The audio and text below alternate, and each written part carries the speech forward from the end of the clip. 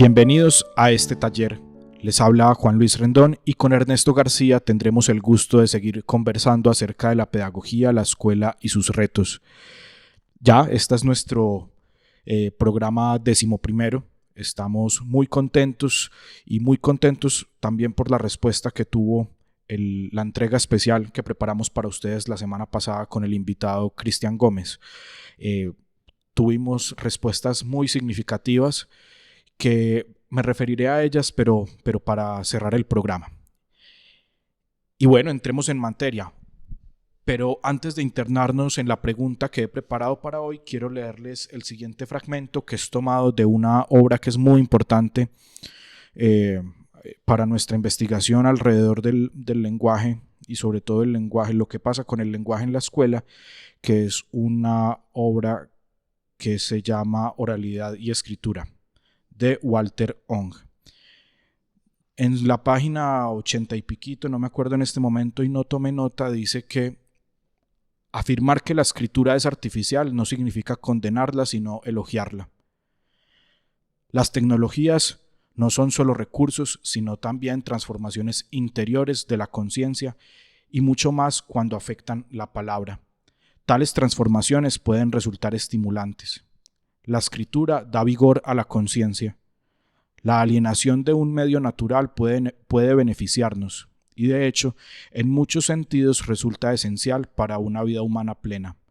Para vivir y comprender totalmente, no necesitamos solo la proximidad, sino también la distancia. Y esto es lo que la escritura aporta a la conciencia como nada más puede hacerlo. Bueno, Ernesto, ¿cómo va todo? ¿Cómo van las cosas? Pues creciendo, como le gusta a uno pensarse, creciendo en gusto, en afirmación de las líneas, de las preguntas y de las derivas en que este ejercicio nos ha puesto. Muy bien, y entonces te cuento qué pregunta tenemos para hoy, ¿cierto? Y es que luego de la conversación que tuvimos sobre la memoria, que para mí fue pues en términos coloquiales una cachetada, porque yo venía con una idea de lo que pasa con la memorización y salí con una muy distinta, empecé a meditar otra cosa, digamos, que en el tiempo presente por lo general se asocia con las escuelas más autoritarias y que quizá tiene alguna explicación pedagógica que va más allá, digamos, de la mera represión. Yo sé que cuando te cuente de qué estoy hablando, ya te lo imaginarás por el fragmento que leí, cuando te cuente de qué estoy hablando, muchos padres de familia, probablemente los míos sean los primeros, pues no se van a poder despegar de este programa.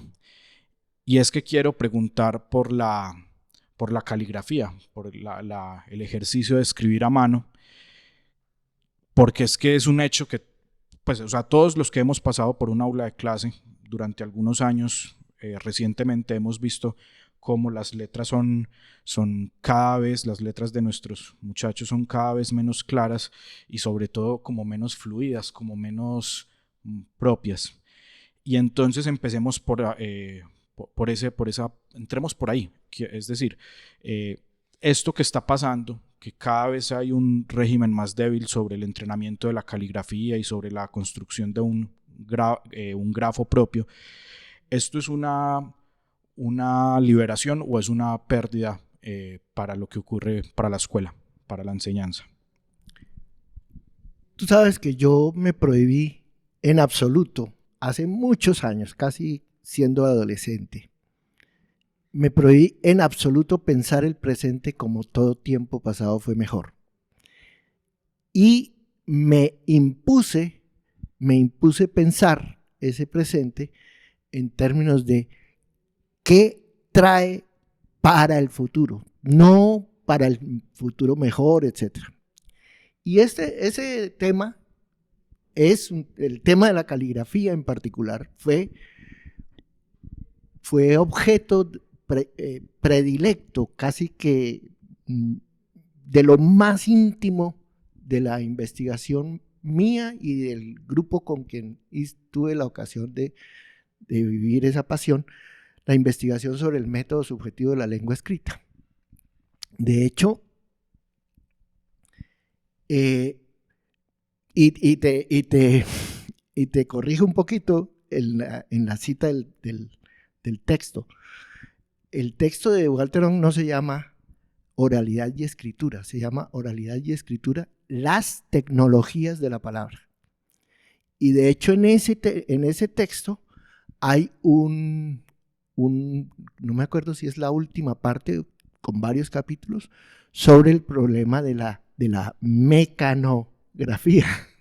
No, de hecho esto que leímos es tomado de ese capítulo que él empieza haciendo la comparación de lo que pasó cuando empezaron a escribir en tiempo de Platón y lo que está pasando en el ahora de Walter Hong, que era la mecanografía, digamos. Que era el año 70. Exacto. Todavía no teníamos el computador. Entonces ya estábamos mirando. Era el asunto de sí, de hecho, menciona la computación, pero es desde el punto de vista de la mecanografía propiamente. Entonces... Y complemento el tema, o sea, el título de Walter Hong no se entiende si le quitas las tecnologías de la palabra. Y la pregunta por la caligrafía, creo que la vas a entender un poco más cuando te narre la anécdota personal previa a la investigación y al descubrimiento del método subjetivo de la lengua escrita. Año 82, 3 tal vez, yo ya estaba en contacto con la ola de la computación. Yo incluso hice un curso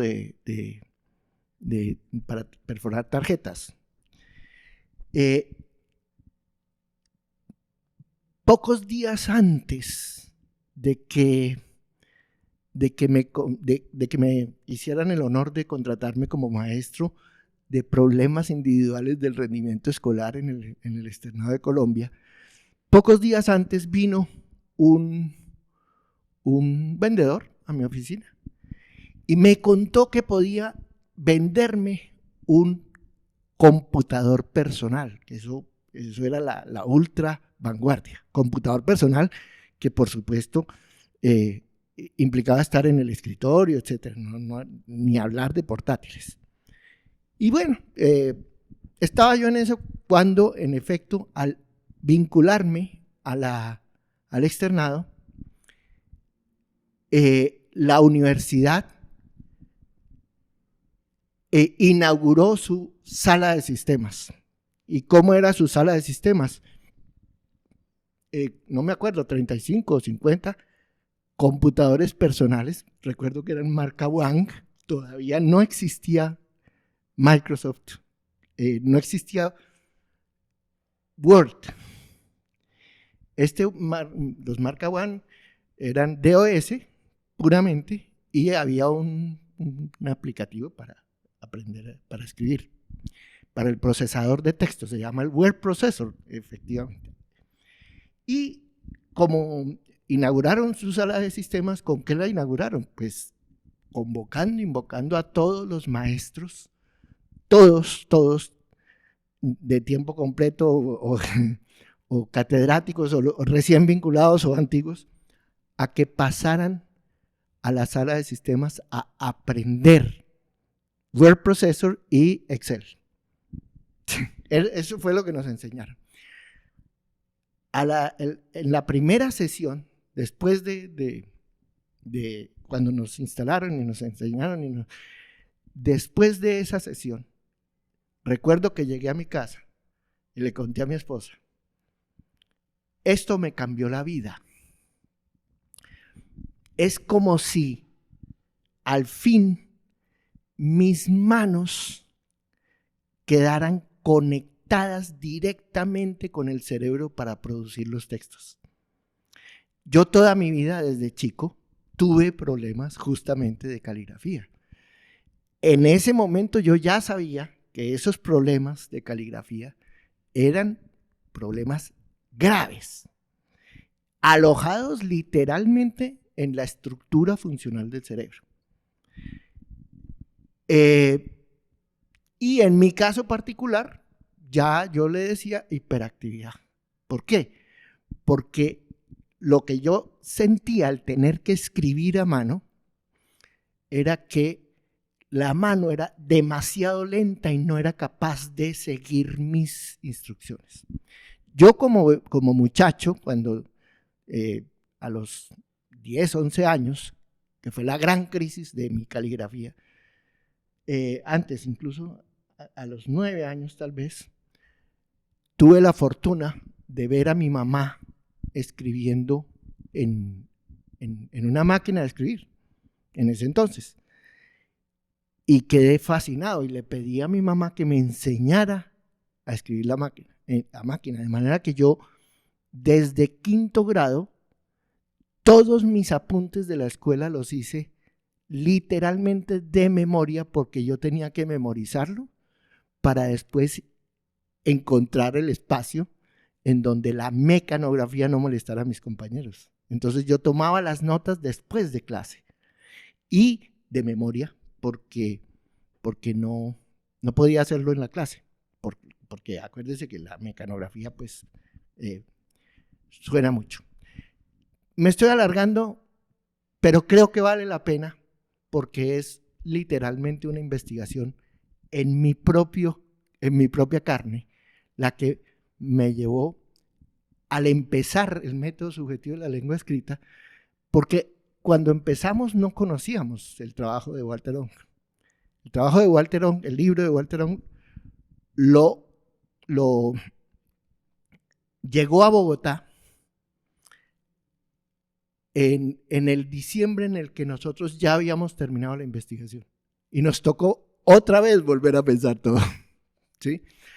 Pero desde el principio, en el método subjetivo de la lengua escrita, siempre sabíamos que uno de los problemas críticos era encontrar la conciliación entre la hiperestimulación en la que nuestros niños de ese entonces, hoy son los viejos de ahora, pero los niños nuestros del año 83, del año 84, los niños ya estándar, y ojo que nosotros trabajamos con niños marginales de la sociedad, niños terriblemente pobres, de estratos, hoy diríamos que -2. Y aún en esos niños ya teníamos el efecto de la hiperestimulación de los medios audiovisuales. De manera que era uno de los desafíos. ¿Qué vamos a hacer con la caligrafía en niños con una hiperestimulación en donde la memoria no cuenta? En donde lo que hay que hacer es saltar de un estímulo al otro.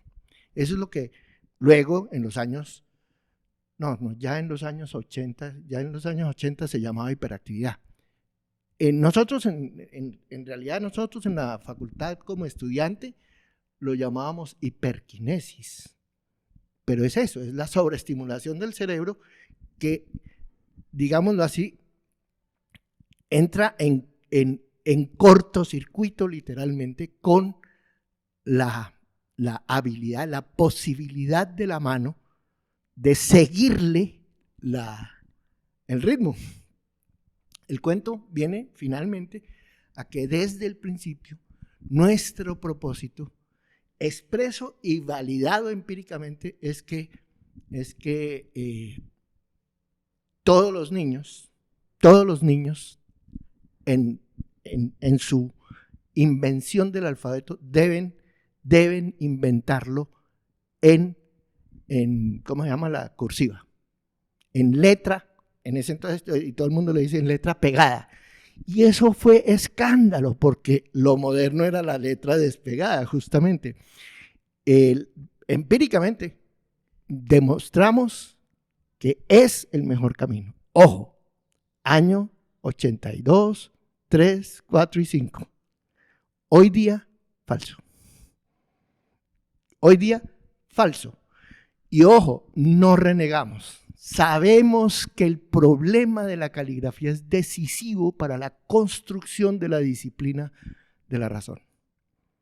Sigue siendo decisivo.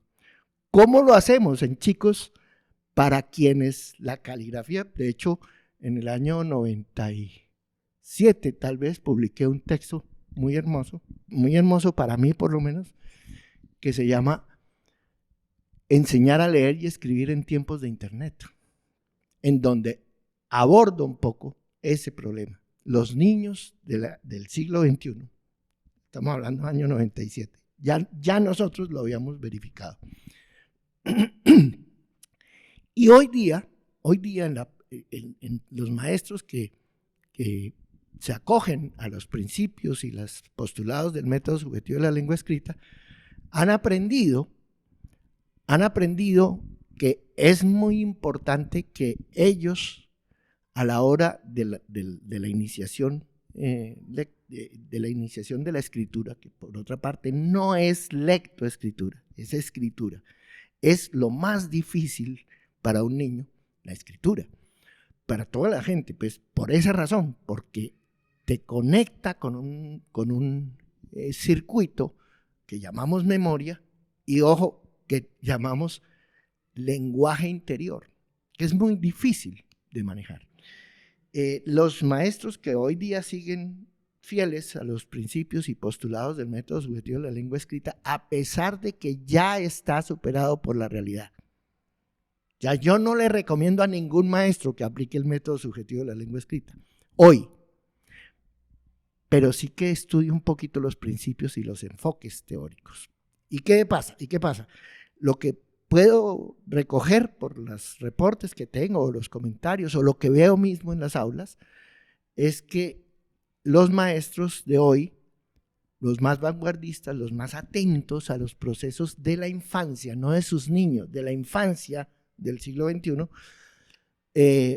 han desarrollado una fina sensibilidad y sobre todo flexibilidad interior para enseñar la caligrafía cursiva, pero dejar que el chico se amolde en su estilo caligráfico. Y lo otro es un poco futurología. ¿Va a desaparecer la caligrafía? Digamos que no me interesa el tema hoy, porque es futurología. En el 97, cuando escribí Enseñar a leer y escribir en tiempos de Internet, decía, yo creo que el libro y la escritura nunca van a pasar, la escritura a mano, nunca van a dejar de existir. Eso es una conquista tecnológica que el pensamiento, sobre todo entre más avanzado sea, no puede renegar de ella, porque es una tecnología decisiva de introspección. Pero ciertamente la cultura contemporánea y la cultura de Internet, y sobre todo ahora la inteligencia artificial, no solo no promueven la introspección, sino que la consideran una antiguaya, una pieza de museo que ojalá desaparezca pronto de las escuelas. Pero yo no estoy de acuerdo con eso, pero esa es la realidad. Muy bien, ahí me queda resonando algo, y es intentarme poner en los complejos zapatos de las maestras de primeras letras y los maestros de primeras letras, porque entonces si yo estuviera escuchando eso en condición de maestro de primeras letras, me preguntaría, oiga, entonces ¿qué hago? Pues, ¿le enseño letra cursiva o le suelto el procesador de texto de una vez? Entonces me quedaría esa pregunta, pero bueno. No, te la respondo de una vez, y siempre se la he respondido. Usted enseña letra cursiva, él inventa su estilo caligráfico y aprende por cuenta propia mecanografía, pues el teclado. Yo le ayudo, claro, pero ese no es mi problema. Perfecto. Y para ir cerrando, Ernesto, voy a hacerle una recomendación a todos nuestros oyentes, a esta comunidad del taller, que no tenía pensado hacerlo hoy, pero creo que viene a cuento a las mil maravillas con esa última observación que haces. y es recomendar la lectura de la columna que publicó hace más o menos 3 semanas Santiago Albarrico en el Diario Público, una columna maravillosa para personas involucradas con la escuela, pero sobre todo para padres de familia, una columna que se llama Prohibir o Reprimir. Pero es prohibir o reprimir en interrogación. En interrogación, eso es correcto. Está colgada en el Diario Público, un diario español, por lo demás muy serio, que les sugerimos pues que lean esta columna. Y ya para despedirnos, no me quiero quedar pues sin celebrar los resultados del 10º programa. Ya la comunidad Ernesto es de más o menos 150 artesanos que se van uniendo a este taller. Esta semana se vincularon, por ejemplo, Jimena, Federico, Juan Manuel, y seguimos calando sobre todo en una comunidad de maestros de matemáticas muy curiosa, además muy dedicados. Yo les confieso que hago la tarea de chismosear los canales de casi todos los que YouTube me va reportando como nuevos seguidores, y habría que ver porque todos están intentando construir enfoques didácticos y materiales para la didáctica, que es eso. Pues se nota que es una comunidad muy bonita la que estamos construyendo, porque son todos maestros que se notan preocupados por hacer bien su trabajo. Y una vez más quiero mencionar a Cocultura, que es nuestro mecenas. Sin el apoyo de esta empresa solidaria, pues diríamos que no estaría este espacio, no tendríamos cómo sostener este espacio semana a semana, martes tras martes.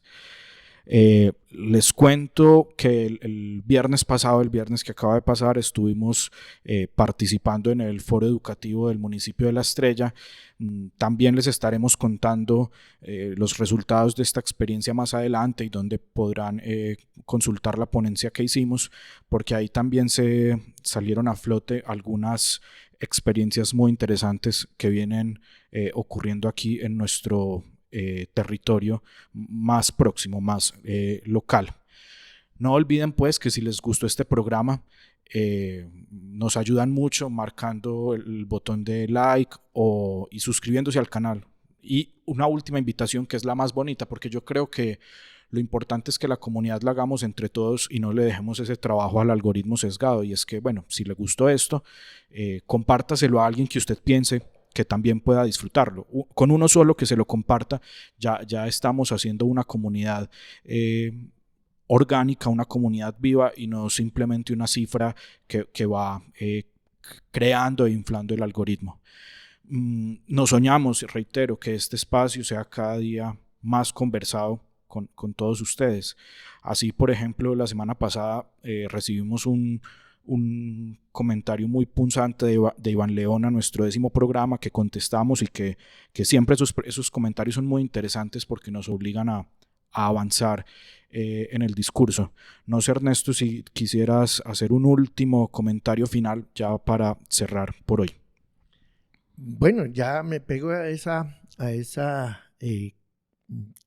¿cómo se dice? A esa certificación de cómo está creciendo la comunidad, contándote que por mi parte también estoy recibiendo comentarios. Lo más importante no es que sean elogiosos, que los agradecemos por supuesto, sino que son perspicaces.